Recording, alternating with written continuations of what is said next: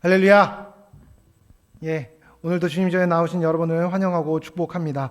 여러분, 오늘 이제 대림절 세 번째 주죠. 정말 시간이 빠릅니다. 지금 2021년 12월 12일인데요. 믿어지지 않지 않으십니까? 잘 믿으시는군요. 시간이 굉장히 빨리 가는 것 같아요. 여러분, 이 대림절 기간 어떻게 지내고 계신가요? 요즘에 이제 코로나 때문에 더더욱 정신이 없고, 요즘에 이제 더 많이 확산된다는 추세죠. 걱정도 많고 근심도 많겠지만, 개인적으로 저는 여러분이 그리고 우리 성도들이 이번 대림절 기간에는 예수님을 좀 많이 생각할 수 있으면 좋을 것 같습니다. 바쁘고 분주하시겠지만 우리를 구원하기 위해 이 땅에 오신 예수님을 기억하면서 그 의미를 좀 묵상하고 감사가 넘쳐나는 생활이 되었으면 좋겠습니다. 오늘 우리가 함께 읽은 본문은요, 교회사에서 마리아의 창가라고 불리는 아주 유명한 구절입니다. 어지간하면 읽으면 다 유명한 구절이라고 얘기하니까 안 믿어주실지도 모르는데 굉장히 유명하고 많은 사람들이 읽고 묵상했던 구절이죠. 이 노래는요, 스테고지, 그러니까 예수님을 잉태할 것이라는 천사의 알림 이후에 마리아가 아기 예수님을 잉태하고 나서 불렀던 기쁨의 찬양입니다. 이 찬양에서 마리아는 굉장히 고양된 어조로, 굉장히 흥분한 어조로 하나님을 찬양합니다. 그분이 어떤 분이신지, 그리고 하나님의 성품은 어떠한지, 그리고 하나님은 나의 삶에 어떤 일을 행하셨고 그 일로 인해서 그분이 어떻게 영광 받으셨는지에 대해서 굉장히 섬세한 언어로 표현하고 있어요. 저는 이 찬양을 여러분과 함께 살펴보면서요, 우리가 하나님을 어떻게 경험할 수 있는지에 대해서, 그리고 우리가 경험한 하나님을 향하여서 우리가 어떤 태도를 가져야 하는지에 대해서 함께 생각해보고 나누었으면 좋겠습니다. 가장 먼저 마리아는요, 연약하고 소외받은 자를 들어서 쓰시는 하나님을 찬양합니다.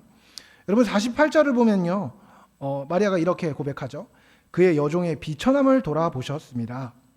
여러분 여기서 말한 이 비천함이라는 단어는요, 말 그대로 열악하고 아주 낮은 상태를 말합니다. 성경의 맥락을 좀 살펴보면요, 마리아는 굉장히 부유한 집안의 사람이 아니었다는 것을 우리는 알 수 있습니다. 오히려 가난하고 열악한, 오늘날로 말하면 흙수저라는 배경을 갖고 있는 사람에 가까웠을 거라고 짐작되죠. 더구나 그녀는 매우 어렵고 사회적으로도 대우를 제대로 받지 못하는 신분이었습니다. 여러분 그 당시에는요, 오늘날보다 훨씬 더 차별이 일상화된, 그리고 신분 질서에 따르는 사람들을 향한 대우가 굉장히 일상화된 시기였습니다. 오늘날보다 훨씬 더 심했어요. 오늘날은 누군가를 만약에 뭔가 집이 가난하다고, 학식이 부족하다고 무시하는 그 사람이 질타의 대상이 되잖아요. 그렇죠? 적어도 그렇게는 됩니다. 그렇게 무시하는 사람을 보면서 사람들이 비난할 수 있는 환경 정도는 되죠. 근데 여러분 그 당시에는요, 그것이 숨쉬듯이 자연스러운 것이었어요. 더군다나 여자, 더군다나 어리다. 이거는 뭐 사회적으로는요, 발언권 자체가 아예 없는 아주 낮은 신분이었다는 것입니다. 그 신분 질서라는 것이 절대로 깨질 수 없는 사닥다리 같은 것이었어요. 그러니까 거의 영원한 속박같이 느껴질 정도로 답답한 구조를 갖고 있었던 것이죠. 마리아가 처한 상황은요, 그런 것이었습니다. 하지만 여러분, 오늘 마리아가 한 찬양은요, 그런 것을 느낄 수 없습니다. 그녀는요, 자신을 돌보신 하나님으로 인해서 단순히 자신의 삶에서뿐만 아니라 만세에, 그러니까 앞으로 영원토록 복이 있다고 일컬음을 받을 만한 사람이 됐다고 고백하고 있습니다. 여러분 마리아에게 하나님은 어떤 분이셨을까요? 마리아에게 그 일을 행하신 하나님은요, 마리아가 고백하기를 능하신 분이라고 이야기합니다. 신약성경 전체에서요, 하나님을 능하신 분이라고 표현하는 곳은요, 이 누가복음 1장 46절에서 55절 사이 이 부분뿐입니다. 마리아에게 있어서는요, 하나님은 능치 못할 일이 정말 없는 분이셨어요. 우리가 찬양으로 주님이 능치 못할 일이 없다고 고백하는, 단순히 입으로만 고백하는 것이 아니라, 마음으로만 고백하는 것이 아니라 진짜 자기 삶에 하지 못한 일이 없으시다는 것을 이 사건으로 인해서 확증받았던 것입니다. 하나님은 모든 능력과 모든 권세를 가진 위엄의 하나님이셨죠. 하나님은 하나님의 거룩하심을 전능하신 능력으로 큰 일을 행하심으로 보이셨습니다. 특별히 마리아의 삶 안에서 말이죠. 그 큰 능력의 하나님은요, 하나님을 경외하는 이들을 외면하지 않으시는 긍휼이 많으신 분이셨습니다. 하나님은 하나님의 강하심으로 생각이 교만하고 거만한 자들을 낮추셨고, 부당한 권세로 약한 자를 압제하는 자들을 벌하셨습니다. 그리고 비천하고 배고픈 사람들에게 먹을 것을 주시고 구원하시고 그 비참한 지경에서 속량하시고 회복하시는 하나님이셨던 것입니다. 그리고 그 긍휼함을 특별히 하나님의 약속에 신실한 자들에게 언제까지나 계속해서 신실하게 지키시는 하나님이셨던 것이죠. 마리아는요, 지금 그런 하나님을 찬양하고 있는 것입니다. 마리아는 자신에게 임한 일이 그 놀라우시고 긍휼이 많으시고 거룩하시고 전능하신 하나님이 행하신 일이라는 것을 믿었고, 또 그 하나님의 선하심을, 그 선하심이 변하지 않는다는 것을 믿었습니다. 그랬기 때문에 이와 같은 찬양을 하나님께 올릴 수 있었던 것이죠. 여러분, 마리아의 이 고백을 보면요, 그녀의 삶에 놀랍도록 일하신 하나님을, 그리고 그 하나님을 향한 마리아의 마음을 느낄 수가 있습니다. 하지만 막상 그 고백을 한 마리아의 상황을요, 우리가 좀 자세하게 살펴보면 이 고백이 쉽게 나온 것이 아니라는 것을 알 수 있습니다. 누가복음 1장 26절 이하를 보면요, 하나님께서 천사 가브리엘을 마리아에게 보내신 장면이 나옵니다. 유명한 수태 고지이죠. 마리아가 예수님을 잉태하게 될 거라는 것을 천사가 마리아에게 알려준 장면입니다. 옛날에 갈릴리 호숫가에 나사렛이라는 동네에 요셉이라는 사람이 살고 있었어요. 그리고 그녀의 약혼녀가 마리아였죠. 마리아에게 갑자기 대천사라고 얘기하는 가브리엘이 띵 하고 나타납니다. 그리고 다짜고짜 얘기하는 거예요. 은혜를 입은 자여, 주께서 평안할지어다, 주께서 너와 함께 하시도다. 마리아는 어땠을까요, 여러분? 이때 기분이 어땠을까요? 엄청 당황하지 않았겠어요? 찐으로 당황했을 겁니다. 무슨 일인지조차 이제 알 수 없죠. 어안이 벙벙한 상황에서 천사가 또 말해요. 두려워하지 말라. 뭘 두려워하지 말라는 거죠? 네가 하나님께 은혜를 입었다. 네가 잉태하여 아들을 낳을 것인데 이름을 예수라 하라. 천사가 말한 거예요. 여러분, 이런 이야기를 마리아가 들었을 때 정말 어땠을까요? 사실 엄청 황당한 거죠. 사실 엄청 당황했을 겁니다. 마리아가 이야기하는 거예요. 저는 아직 결혼도 안 했고 남자도 모르는데 어떻게 그런 일이 일어날 수 있죠? 라고 마리아가 질문하죠. 그러니까 그때 천사가 말합니다. 성령님이 임하셔서 그 능력이 덮이면 네가 잉태할 것인데 그 아이는 하나님의 아들이라고 일컬음을 받을 것이라고. 그리고 하나님의 말씀은 능치 못함이 없다고 천사가 이야기합니다. 여러분, 그 말에 마리아가 뭐라고 대답하는지 아세요? 주의 여종이오니 말씀대로 이루어지이다 라고 말합니다. 여러분 같으면 어떠실까요? 사실 저 같으면은 제가 성격이 별로 안 좋아서 그런지 엄청 많이 막 항의하고 소위 말해서 컴플레인을 했을 것 같아요. 말대꾸하고. 뭐라고요? 지금 장난하시는 거예요? 뭐 아무리 천사라도 이래도 되는 거예요? 뭐 이렇게 얘기했을 것 같아요. 근데 마리아는 그런 이야기를 하지 않습니다.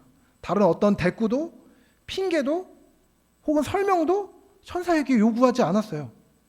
그저 하나님의 뜻이 이루어질 것이라고, 그것이 내 삶 가운데 이루어질 거라고 고백합니다. 여러분, 놀랍지 않으십니까? 여러분, 어떤 누구에게라고 하더라도요, 이날 그녀에게 전해진 천사의 메시지는요, 별로 좋은 일이 아니죠. 사실 그렇게 달갑고 기쁜 일이라고 얘기할 만한 내용이 아니었습니다. 여러분, 이건요 정말 엄청난 스캔들이었습니다. 엄청난 추문이었죠. 부끄러운 소식이 예고된 겁니다. 심지어 결혼도 하지 않은 여인에게 말이죠. 그리고 결혼도 안 했는데 심지어 약혼은 한 상태였죠. 그 여인에게 너 결혼하고 나면 정말 똘똘하고 멋진 아이를 낳을 거라고 이야기한 것이 아니라 결혼하기 전에 이런 아이를 처녀인 상태로 성령의 능력으로 임신할 거라고, 그것이 단정 지어져서 당사자의 의견을 묻고 조정하는 과정 없이 통지된 것입니다.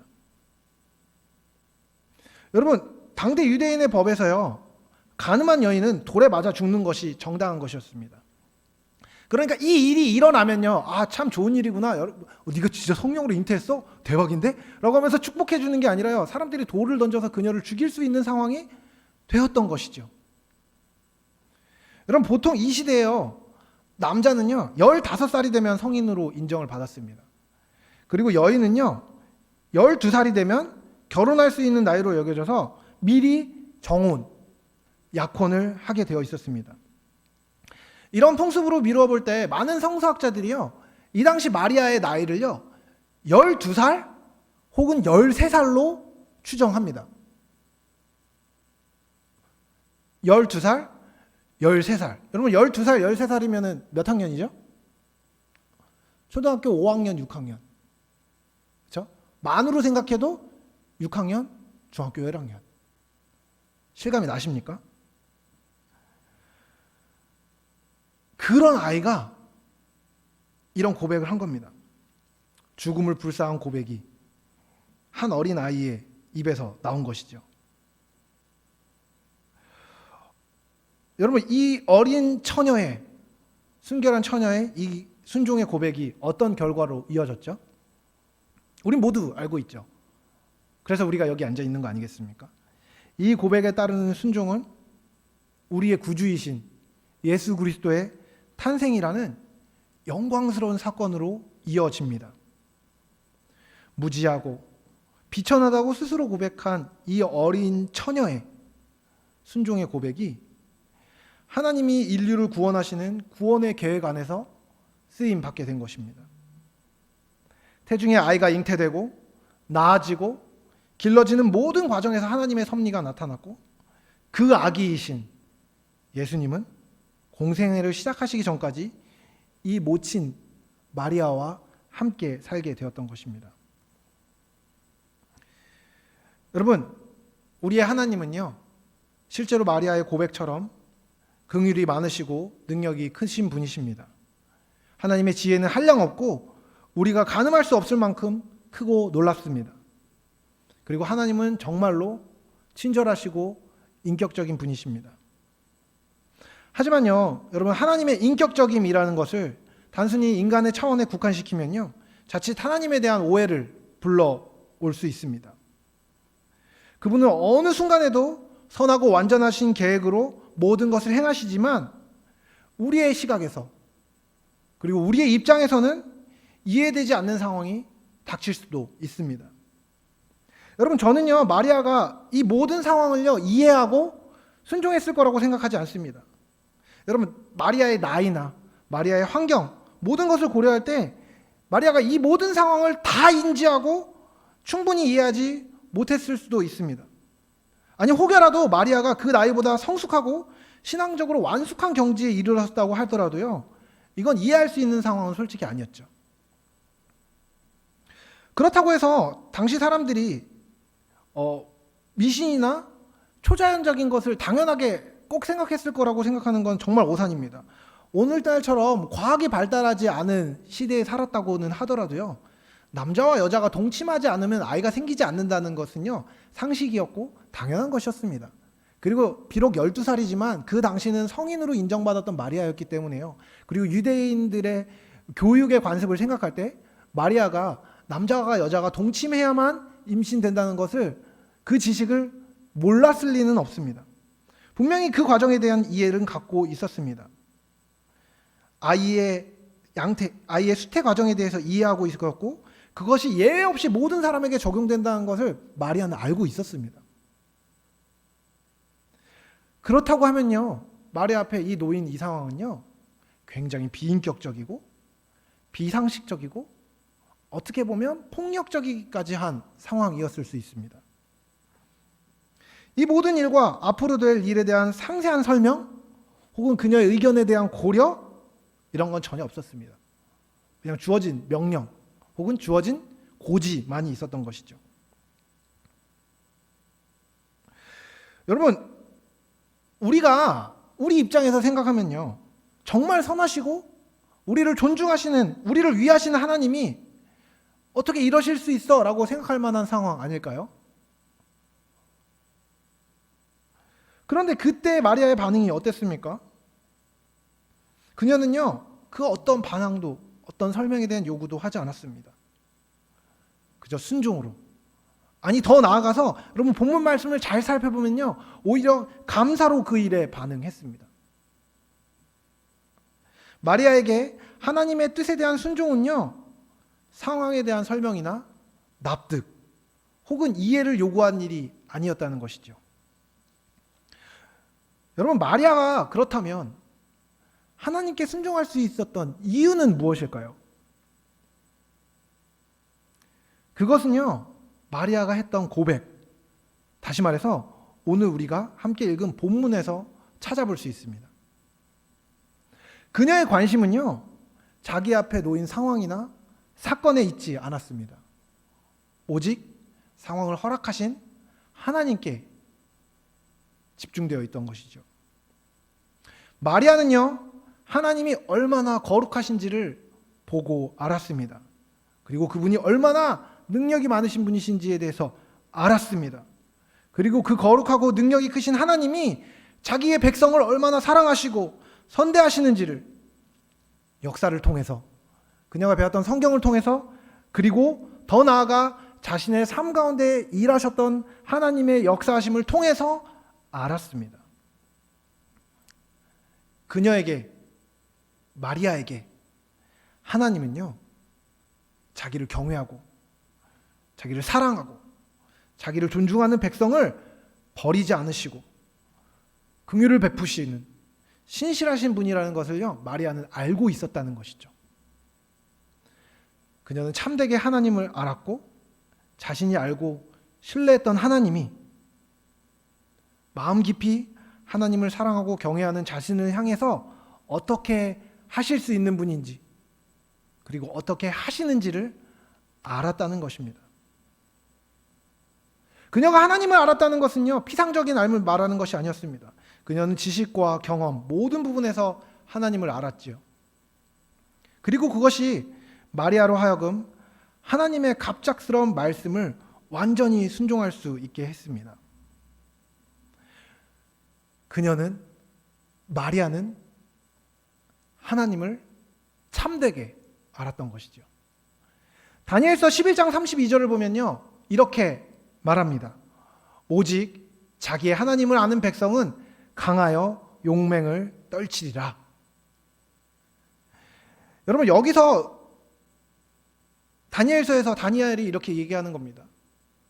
다른 어떤 것들로 말미암아서 시국이 형편없고 흔들리고 사람들이 어떤 성도들을 미혹하는 상황이 있다고 하더라도 하나님을 아는 백성은 강하여 용맹을 떨친다고 말입니다. 여러분, 여기서 강하여 용맹을 떨친다는 말은요, 영어로는 stand firm이라고 번역됩니다. 다시 말하면 굳게 선다는 것입니다. 하나님을 아는 사람은요, 흔들리지 않고 견고히 단단히 서서 모든 상황을 바라볼 수 있다는 것입니다. 상황과 상관없이, 환경과 상관없이 하나님을 참되게 경험하고 그 하나님을 알고 그 하나님을 붙들고 그 하나님과 함께하는 사람의 삶에는요, 하나님께서 선하게 일하십니다. 인자하심을 드러내십니다. 거룩하심을 드러내십니다. 당신의 능력을 보이십니다. 그리고 그것들을 깨달아 알게 되면 상황 가운데 흔들리지 않을 수 있게 된다는 것입니다. 그리고 모든 상황에서 주어진 하나님의 뜻에 순종할 수 있게 되는 것입니다. 그리고 그 순종은요, 반드시 놀라운 능력과 열매를 수반할 수밖에 없는 것이죠.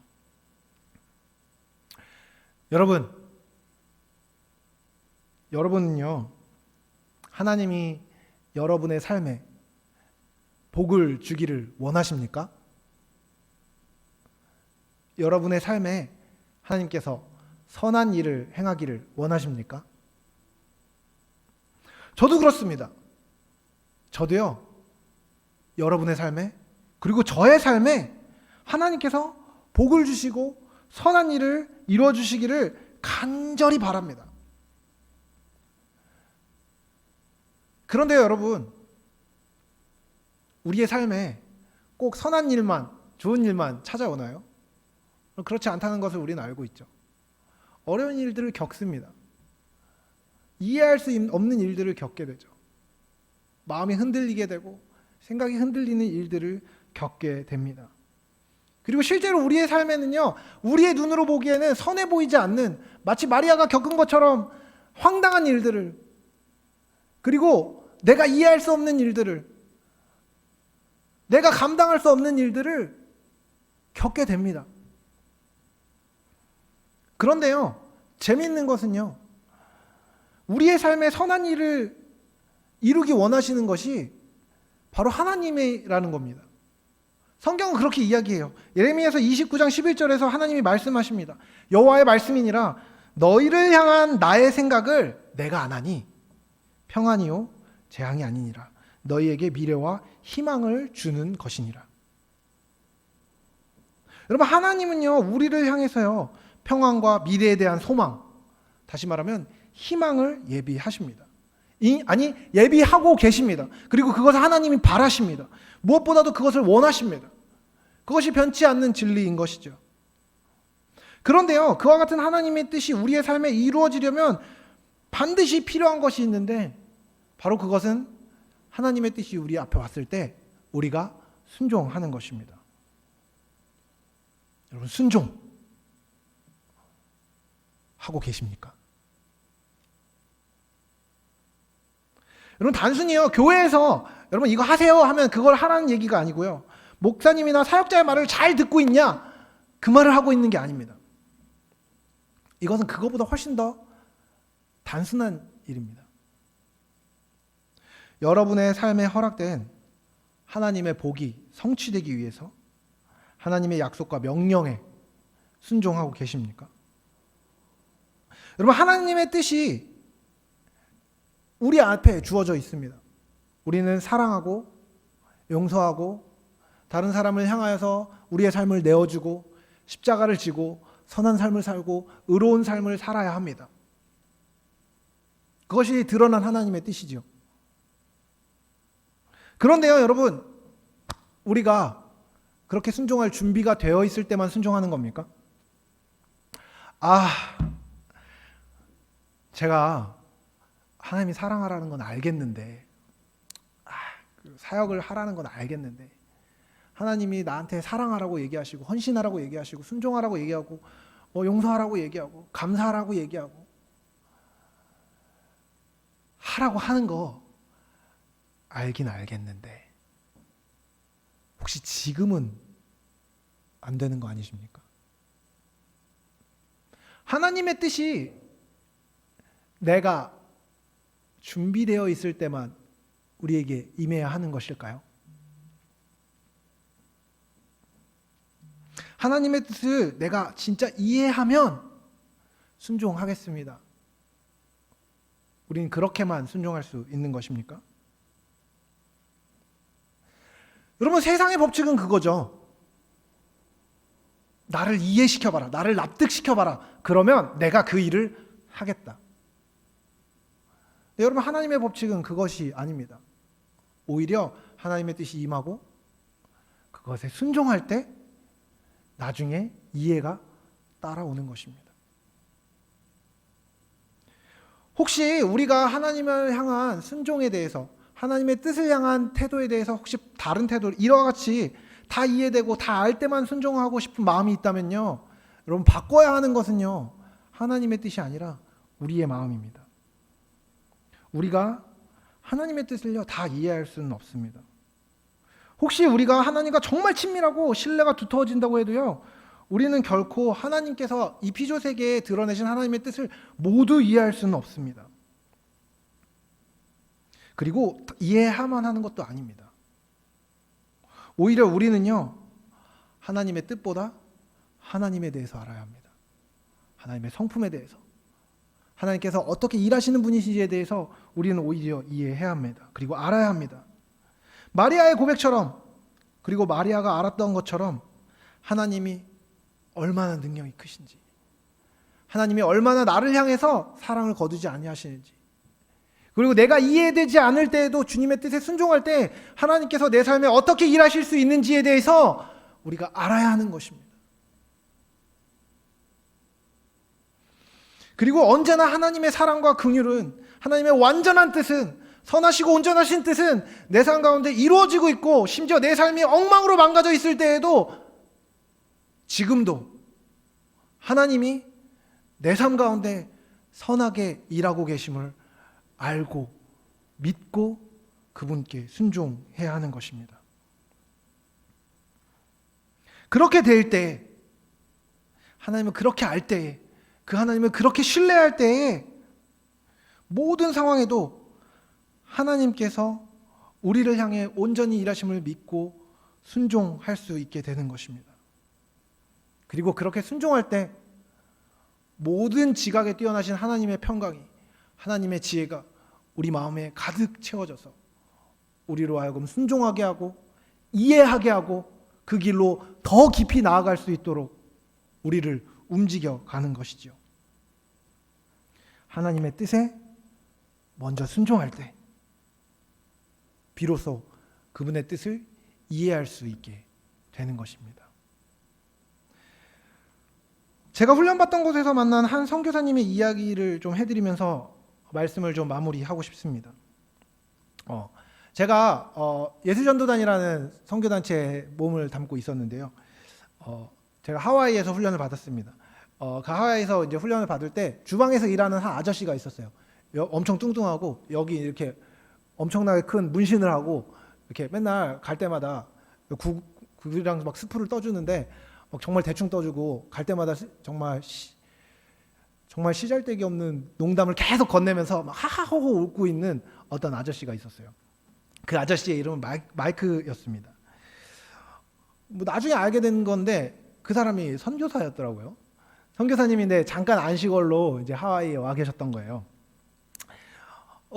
맨날 보면은 정말 그 옆에 있는 청년하고 막 투닥거리면서 싸우고, 너 그러면 안 된다고 이러면서 막 농담으로 막 정말 가벼운 농담만을 계속 일삼는 그 사람 보면서 저 사람은 도대체 왜 여기 있을까 이런 생각을 하면서 저도 같이 농담 따먹게 하고 그랬었는데요. 이분이 갑자기 어느 날 딱 정장을 입고 우리 베이스 예배 때 갑자기 설교를 하는 거예요. 그래서 뭐야 마이크 왜 저기 저러고 있어? 라고 얘기하면서 그 사람의 삶에 대해서 듣게 되었는데, 그 선교사님은요 젊었을 때 마약과 술에 중독된 방탕한 인생을 살았습니다.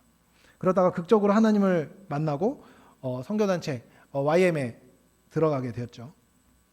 그리고 선교사의 비전을 품고 훈련을 받던 와중에 어떤 나라로 가야 할지를 이제 기도하면서 고민하고 있었어요. 그분이 아마 22살 때였던 걸로 기억해요.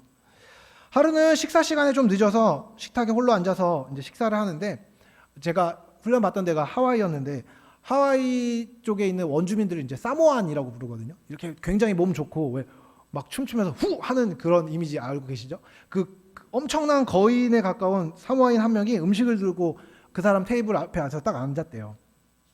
제가 있던 곳에는 손님들이 와도 이 테이블에서 종종 식사를 하기 때문에 반갑게 인사하고 이런저런 이야기를 했다고 합니다.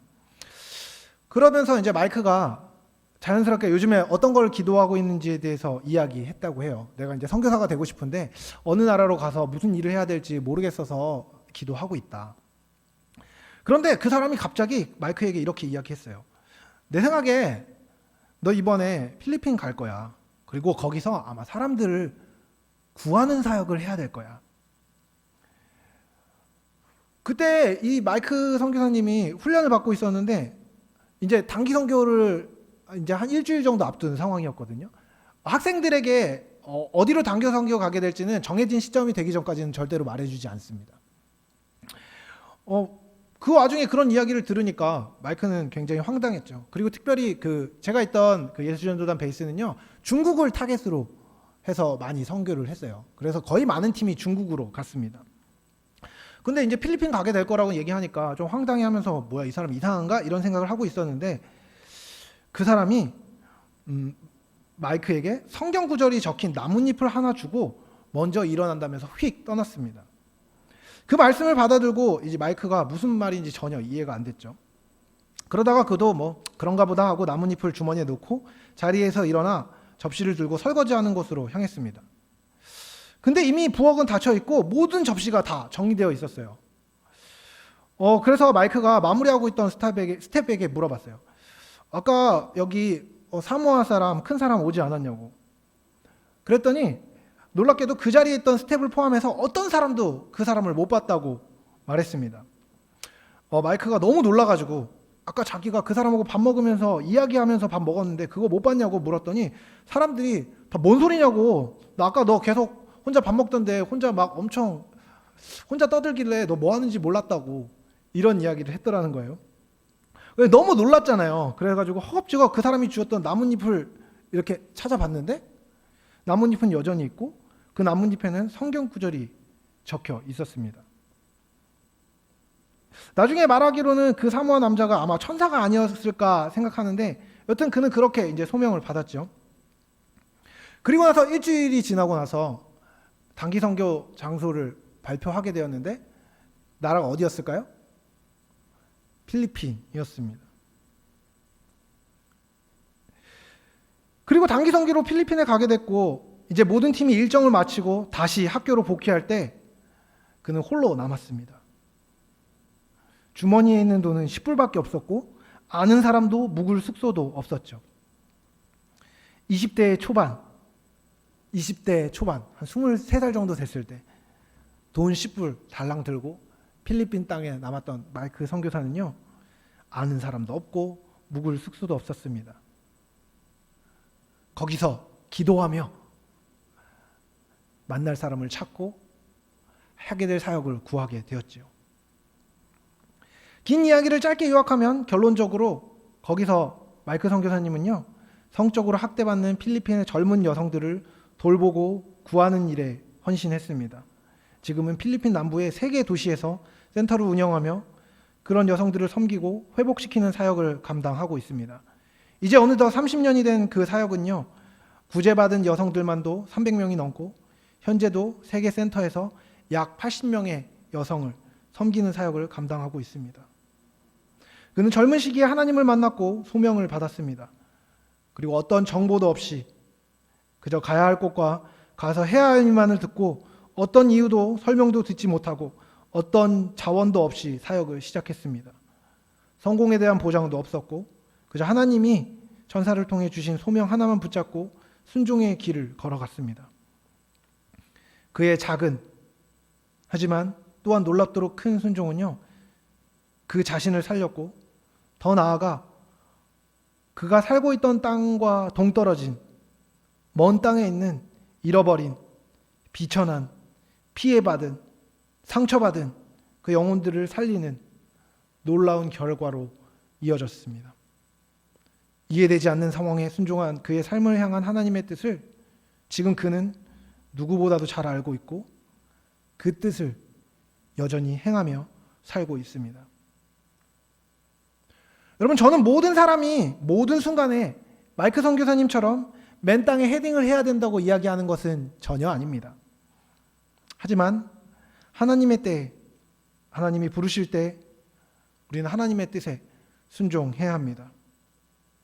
그리고 하나님을 사랑하고 이웃을 사랑하라는 그 명령에 대한 순종, 그 순종은요, 언제나 바로 지금 여기입니다. 대강절 기간입니다. 예수님의 오심을 묵상할 때 우리는 예수님의 오시는 과정 안에 한 젊은 처녀의 순종이 있었음을 기억해야 합니다.